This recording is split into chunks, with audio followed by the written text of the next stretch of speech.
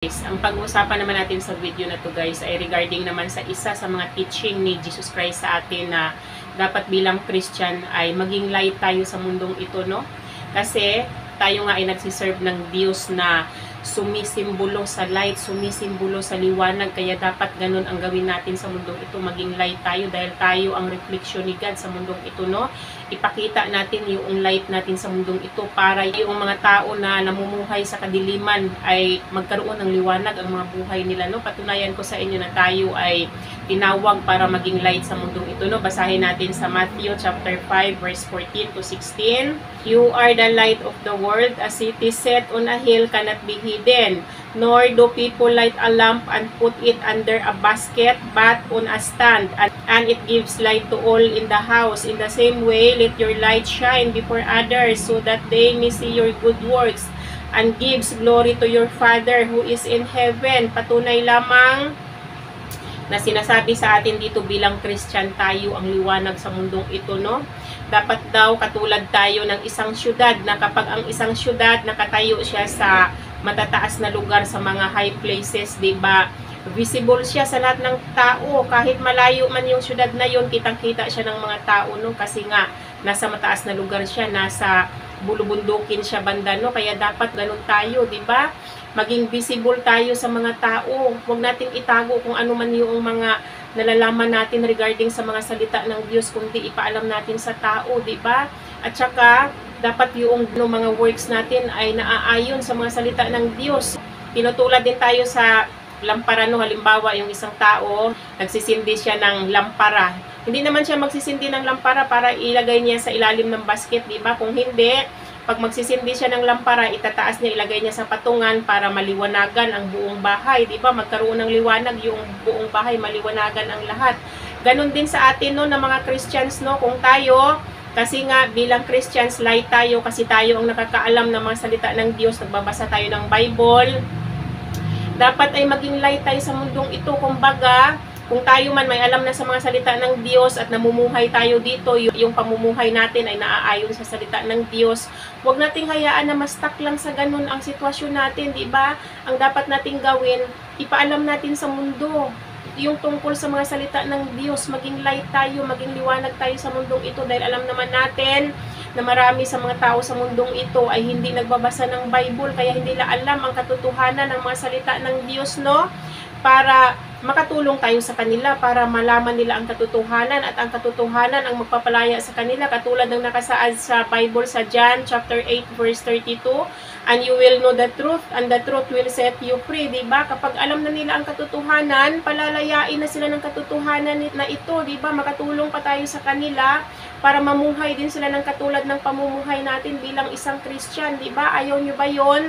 Na sa pamamagitan ng pagpapakalat nyo ng mga salita ng Diyos, pagtuturo nyo sa ibang tao, ay naka-influensya kayo ng kapwa nyo, mga kapitbahay nyo, na-influensyahan nyo sila para magsisi sila sa mga kasalanan nila, magbalik loob sila sa Diyos, no? Alamin natin dito guys, no, kung ano nga ba ang purpose ng pagiging light natin sa mundong ito. Bakit kailangan natin maging light sa mundong ito? Number 1 na talaga, para i-reveal natin ang katotohanan sa mga salita ng Diyos, di ba? Tulad nga ng sinabi ko, bilang Christian, dahil tayo ang nakakaalam sa totoo, dahil nagbabasa tayo ng Bible, alam natin kung ano yung mga pinagbabawal ng Diyos, alam natin kung ano ang mga kautusan ng Diyos. So, ang gawin natin ay sabihin natin sa mga tao, di ba? Kung ano yung katotohanan, di ba? Kung ano yung mga salita ng Diyos, kung ano yung mga commandments ng Diyos sa atin, kung ano ang gusto ng Diyos na gawin natin sa mundong ito, kung anong pamumuhay ang kaaya-aya sa paningin ng Diyos. Yun ang unang purpose na gawin natin, no? Huwag nating hayaan na madaig tayo ng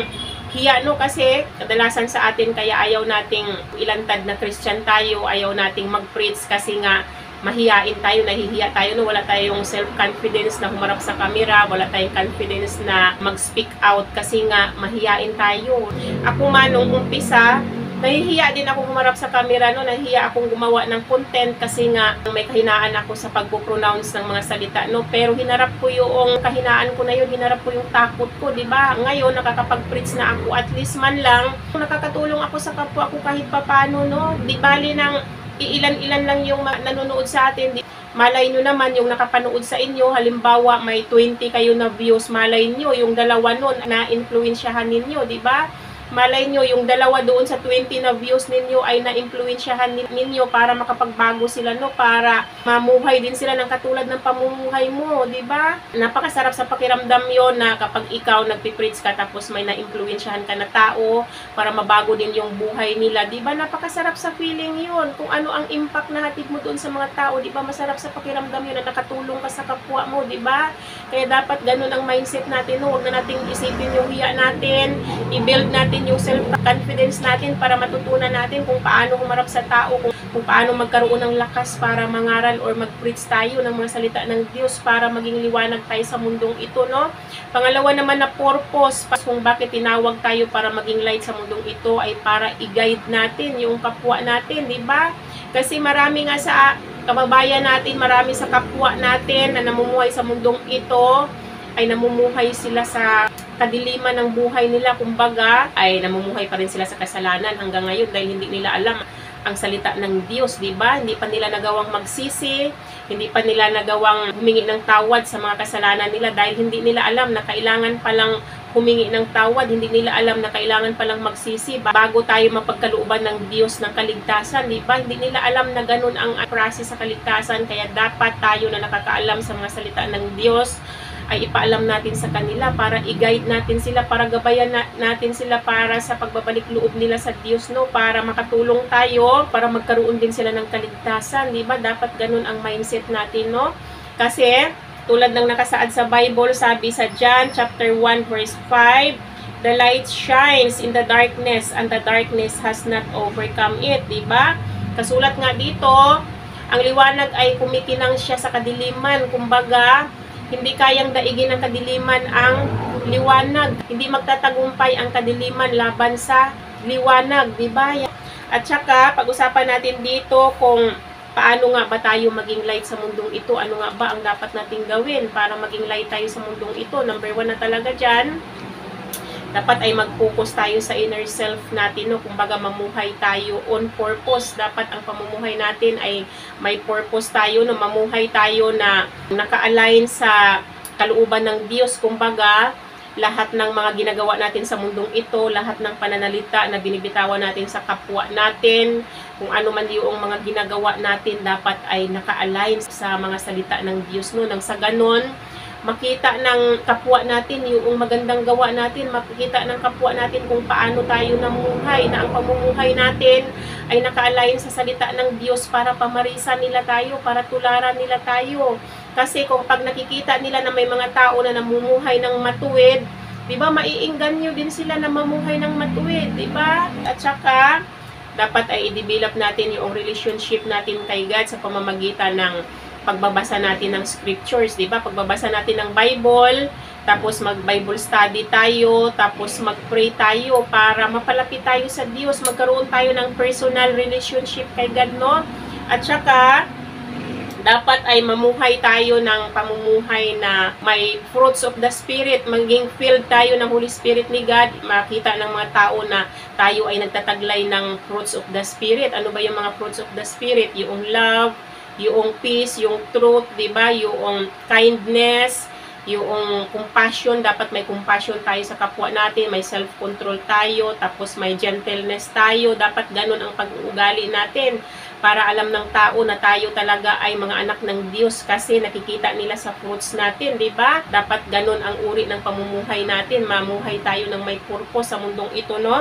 At saka pangalawa naman na gawin natin ay dapat i-demonstrate natin yung love at saka compassion sa kapwa natin kasi tulad ng sinabi ko, ang pinapakita natin na ugali sa kapwa natin, kung paano natin tinatrato ang kapwa natin ay refleksyon ng pag-uugali ng Diyos. Kaya dapat ay ipakita natin sa kanila yung kung paano magmahal, kung paano magkaroon ng malasakit sa kapwa, kung paano makiramay sa kapwa, no? Pakikitunguhan natin ng maganda yung kapwa natin, as in dapat patas tayo sa pakikitungo sa kapwa natin, mapamaliit na tao man yan hanggang sa pinakamataas na tao, no? Dapat pantay-pantay ang tingin natin sa kanila, pantay-pantay lang ang pakikitungo natin sa kanila, no? Wala tayong kinikilingan, wala tayong pinapaburan, dapat pantay lang, no? Tsaka pakita natin yung good works natin sa kanila, no, para malaman talaga nila na nire-representa natin si God sa mundong ito, di ba? Gumawa tayo ng magandang gawain sa kapwa natin, katulad na lang ng halimbawa, may mga nagugutom, pakainin natin sila, no? Dapat nagki-care tayo sa may mga sakit, or di kaya ay nagmamalasakit tayo doon sa mga tao na nangangailangan ng tulong natin, or di kaya ay dalamhati din tayo doon sa mga tao na nagdadalamhati, no? Isang halimbawa na dyan, si Jesus Christ noong nag-umpisa na ng ministry niya, noong dinudumog na siya ng tao, no, ang dami na nakikinig sa teachings niya. Di ba, nagpakain siya ng libu-libong tao dahil nga maawain siya, nagpakain siya ng libu-libong tao. Dapat tularan natin si Jesus Christ na puro magaganda ang ginawa niya sa mundong ito. Dapat bilang Christians, ganun din ang gawain natin, no? At saka, pangatlo naman, dapat ay i-share natin yung message ng Diyos, yung kung ano ang mensahe ng Diyos para sa mga tao. Diba, i-share natin sa mga tao yung mga salita ng Diyos, kung ano ang natutunan natin. Huwag nating itago, as in, kung may wisdom man tayo regarding sa mga salita ng Diyos, i-share natin, ipaalam natin sa ibang tao, para nga magkaroon din sila ng wisdom regarding sa mga salita ng Diyos, no? Huwag nating itago yung nalalaman natin, huwag nating buruhin. Huwag nating hayaan na tayo lang ang nakakaalam sa mga salita ng Diyos. Diba? Ipakalat natin sa mundong ito para maging liwanag tayo sa mundong ito, para yung kasinungalingan ni Satan at saka yung mga alagad niya ay madisrupt natin, diba? Para matigil nila kung ano man yung mga pinapakalat nila na kasinungalingan sa mundong ito, diba? Para wala nang maniwala sa kanila, diba? Kaya dapat ganun ang gawin natin. Tapos dapat ay magsishare tayo ng testimony natin, no, kung paano binago ni God yung buhay natin. Kasi lahat naman talaga tayo makasalanan, di ba? Sino bang walang kasalanan sa atin? Lahat tayo makasalanan. Kung tayo man naging Christians ngayon, namuhay tayo ng matuwid ngayon, dahil binago ni God ang buhay natin, dapat ipaalam natin sa tao kung paano binago ng Diyos ang buhay natin, kung paano tayo naging Christians, no? Ipaalam natin para malaman ng tao kung gaano kabuti ang Diyos, di ba? Para mag-glorify natin ang pangalan ng Diyos, di ba? Ipaalam natin sa tao kung gaano kabuti ang Diyos, kung gaano ka mapagmahal ang Diyos, no? Para alam nila, di ba? Para malaman nila kung ano ang characteristics ni God, no? At saka dapat ay mag-preach nga tayo ng gospel, no? Yung magandang balita ng Diyos, yung gospel na tinatawag, dapat ay i-preach natin sa mga tao. Kasi ang gospel na yun ang pinakamahalaga na malaman ng tao, kasi ang gospel na yun ang tataglay ng salvation. Para malaman nila kung paano nga ba magkaroon ng kaligtasan, para magkaroon sila ng idea. At ang kaalaman nila na yun ay yun ang mag-guide sa kanila para magsisi sila sa mga kasalanan nila, humingi sila ng tawad sa Diyos at magbagong buhay na, no? Maging born again din sila ng katulad natin, maging true Christians din sila para magkaroon din sila ng kaligtasan, para ma-inherit nila balang araw yung eternal life na pinapromise ni God sa mga tao na nakapagbagong buhay na, sa mga tao na nakapagsisi na sa mga kasalanan nila, sa mga tao na naging born again na, no? At saka dapat ay maging positive influence tayo sa mga tao. Katulad ng sinasabi ko, dapat ang pamumuhay natin ay naaayon sa mga salita ng Diyos. Mamuhay tayo ng matuwid. Ang mga sinasabi natin dapat purong katotohanan lang. Yung mga kinikilos natin ay naaayon sa mga salita ng Diyos, para nga magiging magandang impluwensya tayo, magiging positive ang impluwensya natin. Halimbawa man tayo ay nawala na sa mundong ito, yung impact na maiwanan natin sa kanila ay maganda, di ba? At saka dapat ay maging witness tayo sa katotohanan. Tulad ng sinabi ko, yung katotohanan ng salita ng Diyos ay dapat ay maging witness tayo, para nga maging light tayo sa mundong ito, magkaroon ng liwanag ang isip ng bawat isa sa mga tao, para kung sila man ay nasasadlak sa kadiliman ng buhay nila ay magkaroon sila ng realization, para mabago din nila ang buhay nila, magkaroon din sila ng liwanag, di ba? Para magbalik loob sila sa Diyos, para ilapit din nila yung mga sarili nila sa Diyos. At saka dapat ay mamumuhay tayo ng may active na faith, no? Dapat bilang Christians ay namumuhay tayo ng may aktibong pananampalataya sa Diyos. Kumbaga, huwag tayong passive, di ba? Ibig sabihin passive, huwag kang magsusunod-sunuran sa ibang tao, huwag mong hayaan na diktahan ka ng ibang tao kung ano yung dapat mong gawin, huwag mong hayaan na manipulahin o kontrolin ka ng ibang tao. Kung hindi, manindigan ka sa pananampalataya mo. kung ano man yung nalalaman mo regarding sa Bible ay ipaglaban mo, 'di ba? Manindigan ka. Magkaroon ka ng paninindigan sa sarili mo. Huwag kang nagpapatangay sa desisyon ng ibang tao. Huwag mong hayaan na turuan ka ng ibang tao na alam mo naman na mali yung tinuturo sa iyo kasi ikaw nga ay nakakaalam sa katotohanan. Huwag mong hayaan na ma-influensyahan ka ng mga masasamang tao. Huwag kang maging passive, no? Hayaan mo na i-promote mo sa mundong ito kung ano man yung mga biblical na values na saka sabihin natin ang katotohanan, kung ano man ang maging consequences sa pagsasabi natin ng katotohanan, tanggapin natin, i-embrace natin sa sarili natin.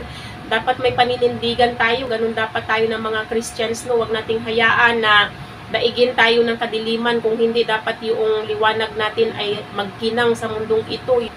So ganun ang dapat nating gawin, guys, no? Kaya sana, guys, no, ngayon pa lang tayo na mga Christians ay umpisahan na natin na maging liwanag sa mundong ito, no? Huwag nating hayaan na daigin tayo ng hiya, huwag nating hayaan na daigin tayo ng takot, no? Huwag nating hayaan na malinlang tayo ni Satan, tinatakot tayo na, di ba, may mga Christian na pinipersecute, nakikita natin sa social media, yung mga nagsasabi ng katotohanan ay pinapatay, no? Huwag nating hayaan na daigin tayo ng takot.